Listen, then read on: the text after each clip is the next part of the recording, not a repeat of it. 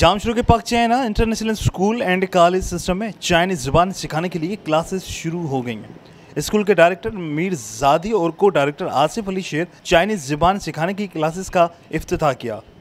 School में चीनी ज़बान सिखाने के लिए चीनी हुकूमत की जानिब से चीनी ज़बान के माहिर पाकिस्तानी उस्तादा को मुकर्रर किया गया है। चीनी ज़बान की क्लासेस शुरू होने पर स्कूल के उस्तादा, तुलबा व तालिबात और वालिदैन ने खुशी का इज़हार किया है। इस मौके पर स्कूल के डायरेक्टर मीरजादी का कहना था कि हम चीन की हुकूमत के शुक्रगुजार हैं, जिनकी कोशिशों की बदौलत ये मुमकिन हुआ है। हमें उम्मीद है कि इससे इलाके के लोग, खुसूसन बच्चे, फ़ायदा उठाएंगे, जिससे मुल्क व कौम का नाम रोशन होगा। कैमरामैन उमर हयात के साथ इमरान शलकियारी, धूम न्यूज़ 24/7 जामशोरो।